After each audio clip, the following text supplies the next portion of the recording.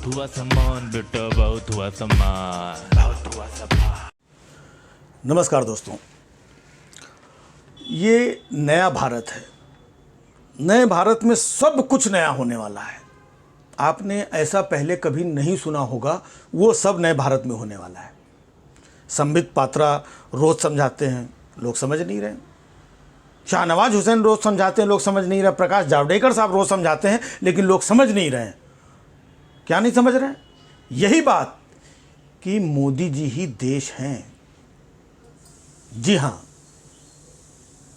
मतलब मोदी जी को मजाल है, कोई कुछ भी कह दो तो तुरंत संबित पात्रा साहब बोलते हैं कि भाई नहीं नहीं, ये देखिए मोदी जी का अपमान है। मोदी जी का अपमान का मतलब ये है कि देश का अपमान। समझ रहे हैं? और एक टाइम था जब मनमोहन सिंह जी थे, तो लोग क्या क्या बोल देते थे उनके बारे में, तो कभी देश का अपमान नहीं हुआ। स्मृति ईरानी जी, आप लोगों को याद होगा, वो चूड़ियां लेकर के आई थी, भेंट करने गई थी मनमोहन सिंह जी को, प्रधानमंत्री थे उस वक्त, तब देश का अपमान नहीं हुआ। लेकिन अगर मोदी जी से कोई पूछ ले कि हमारे बच्चों की वैक्सीन क्यों बाहर भेज दी, किसी ने पोस्टर लगा दिया, देश का अपमान हो गया, तुरंत देश का अपमान हो जाता है भाई। हाँ, तो इससे मालूम पड़ रहा है कि मोदी जी अब देश हो गए हैं। मतलब अगर संबित पात्रा ना हो तो इस देश में हमें कोई कुछ बताने वाला नहीं है कि कहां क्या चल रहा है। यार, मोदी जी 18-18 घंटे काम करते हैं, तरक्की और विकास करके बन गए होंगे देश, लेकिन बताना तो चाहिए कम से कम। मोदी जी देश बन चुके हैं। अगर समझो कि मोदी जी देश हो गए हैं तो फिर राजधानी अमित शाह होंगे फिर, हाँ? और ये अपना प्रकाश जावड़ेकर साहब, स्मृति ईरानी जी, जेपी नड्डा साहब, पीयूष गोयल जी और निर्मला सीतारमण जी, ये सब राज्य हो गए होंगे ना, स्टेट हो गए होंगे ये तो सब।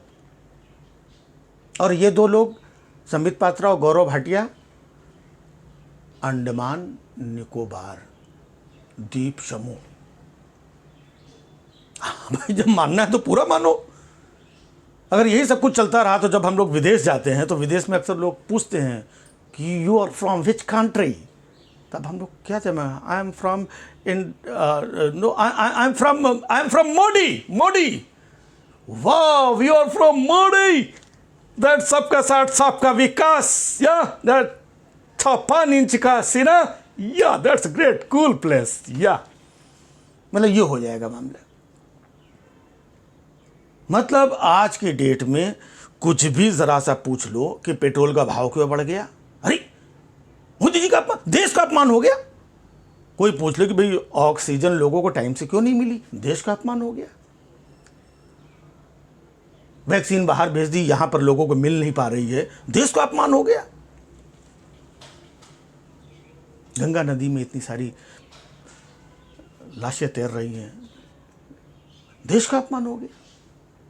लेकिन एक बात सच है कि वाकई में ये देश का अपमान है।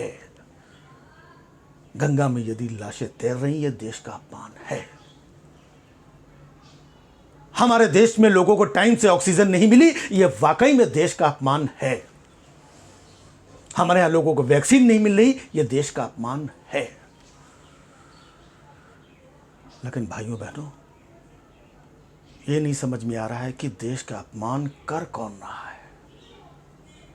यह शोध का विषय है। भाई, देश का अपमान ना हो, इसलिए हम सब लोग तो मोदी जी को लेकर के आए थे कि देश का अपमान ना हो। लेकिन हमें पता ही नहीं चला, हम लोगों ने तो मोदी जी को प्रधानमंत्री बनाया था और वो कब देश बन गए। हम लोग तो प्रधानमंत्री समझ के उनसे कुछ पूछ लेते हैं या कई बार क्रिटिसाइज कर देते हैं, कुछ हास्य व्यंग्य कर लेते हैं। ये तो संबित पात्रा ना होते तो हमें पता ही नहीं चलता कि मोदी जी देश हो गए हैं। वो पता नहीं कौन सा देश में आप देख रहे हैं क्या माहौल चल रहा है, हाँ? और वो टूल किट ये लोग खेलने, किसने बनाई? कांग्रेस ने बनाई, बीजेपी ने बनाई, कौन कहाँ से लाई?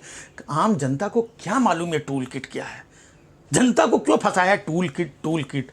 गाँवों में आप चले जाइए, जनता को ये नहीं मालूम है कि वो रेमडेसिविर इंजेक्शन क्या होता है।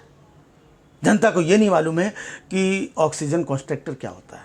जनता को ये नहीं मालूम है कि ये कोरोना टेस्ट क्या होता है। और दवा इलाज तो आप दूर की बात है, जनता को ये नहीं मालूम है कि दाह संस्कार कहाँ करना है।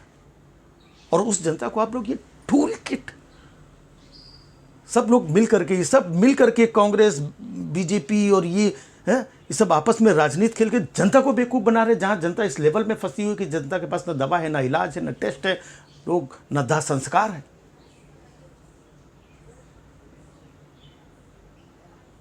और ऊपर से कुछ पूछ दो तो मतलब तुरंत अपमान हो जाता है।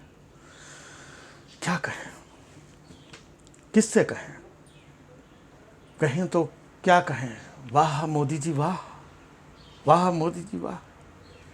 ठीक है मोदी जी, बहुत हुआ सम्मान। बहुत हुआ सम्मान बेटा, बहुत हुआ सम्मान, बहुत हुआ सम्मान।